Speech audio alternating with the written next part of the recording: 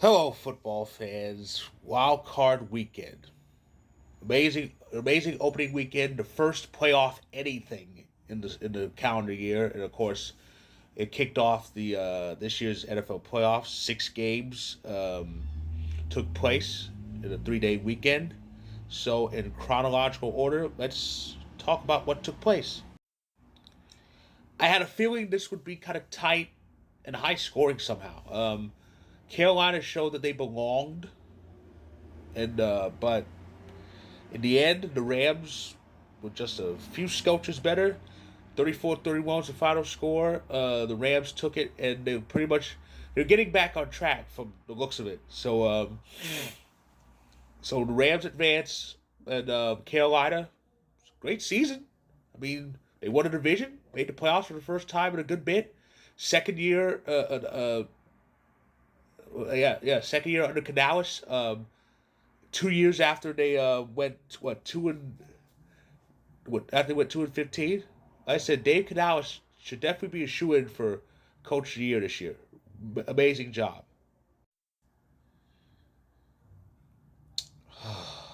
What could I say? What can I say? Um, it started off well, and then the third quarter happened. What a mess! Just think, if we actually had a competent kicker, we'd still be playing. If our defense actually did more things, we'd still be playing. Jordan Love did his thing: 4 touchdowns, no turnovers, pretty much a perfect game. But Caleb took over that fourth quarter. That was it. So the Bears won their version of the Super Bowl because they're not going to the real one. And for us, it's back to the drawing board. And no, we are not firing LaFleur, nor should we, because what's left out there? What's out there? Come on. So we just need to get back on track, and if we get if Parsons stays healthy the whole year, oh yeah, we'll definitely be in Los Angeles in February 2027. I'll let you figure out what takes place there.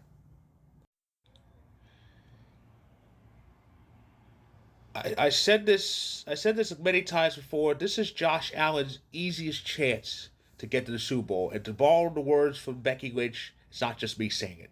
Other people are saying it too. Like he has no Mahomes in his way, no Burrow in his way, and no Lamar in his way. He has a clear path. Yet even this was hard for him. He won it, but the game was closer than it should have been, and he only won because Trevor Lawrence messed up in the end. So that's phase one. He finally has a road playoff win, but it's gonna get tougher. He needs two more wins to finally get to the Super Bowl. Will he get there? Odds are he won't. He'll find some way to mess it up. I totally feel sorry for I totally feel sorry for Jalen Hurts. He's surrounded by morons on that team.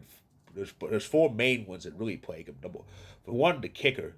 They need a kicker too, just like we do, because Jake Elliott just can't do anything right. And but the real stooges in this, AJ Brown, Cal Patullo, and Nick Sirianni, and of course, in the time that's passed since I wrote the story above, the link there's a link right there to my story about Wildcard Weekend.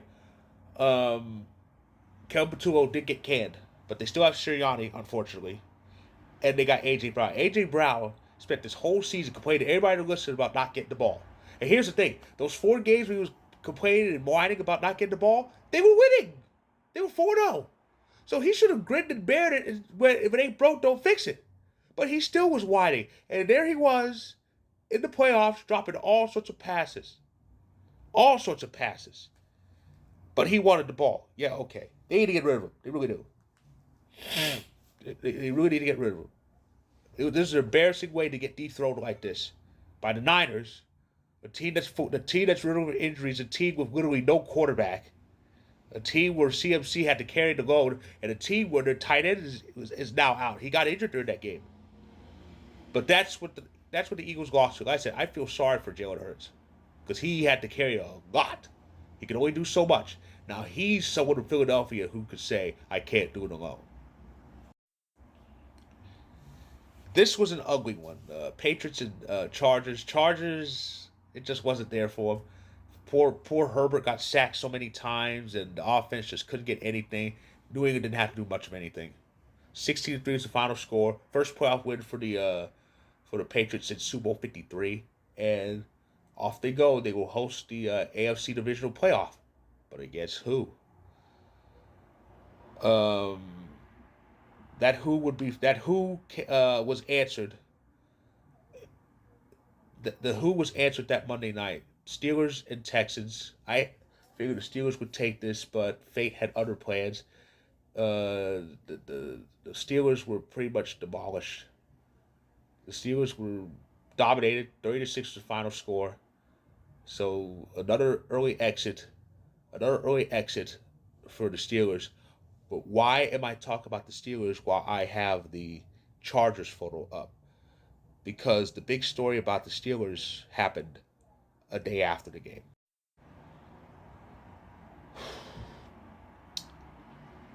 I don't think anybody expected this in the 2026 like sports bingo card. 2 weeks old. But if someone told me Tomlin wouldn't be coaching anymore, I would have looked like they had like three heads or something. But there it was. The talk about what was going to happen with Tomlin was quelled. Tomlin himself said he's stepping down. He's not going to be the head coach anymore. 19 years. No, 19 years. No losing seasons. Won a Super Bowl. Got to another one. Kept the Steelers afloat when they had no right to be anywhere near the playoffs. Yet people were so triggered by his skin color that they wanted him fired and talked about him like he was Josh McDaniels or somebody. Tomlin was the best coach in the league. He's the only one I would put ahead of Andy Reid. He has his resume is unmatched. 19 years, no losing seasons. Nobody can do that. He's going to be first ballot onto Canton. And if I'm Tomlin, now the story is, well, he's going to take a year off from coaching, only a year. If I'm Tomlin, I don't coach again. Why would I? I don't think Tomlin should ever deal with that headache of being a head coach again. I think he should just take a TV job and chill and relax and just do his thing. He's got nothing to prove. He's got nothing to prove. 193 wins, tying him with the late great Chuck Noll as the winningest coach in Steelers history. He was the best coach in the league and he's currently one of the greatest coaches in NFL history. He'll get his Hall of Fame flowers soon. But like I said, Tomlin, all I got to say is he should enjoy his retirement, and I promise I will talk more about him later. As a matter of fact, I'm going to write another story about this, but that's what took place at Wild Card Weekend. And then there were eight. The NFL's Elite Eight is all set. The divisional playoff starts on Saturday, the 17th, with the number one seeds playing their respective games. First up, it's the Broncos host the Bills on CBS on Saturday, 17th. And then it's part three of the Niners and Seahawks. That's on Fox. And then on Sunday, you have the Patriots hosting the Texans on ESPN ABC, and then it's the Bears and Rams on NBC. So that's the divisional playoff, and of course, those last two games I mentioned take place on Sunday. So that is my recap of Wildcard Weekend. If you like this video, click the like button. If you're on YouTube, click subscribe if you want more. If you're on TikTok and Instagram, feel free to hit that follow button. And my story on Vocal will be there it is. There's the link right there. Check it out when you can, and I'll be back to recap the divisional playoff. So stay tuned.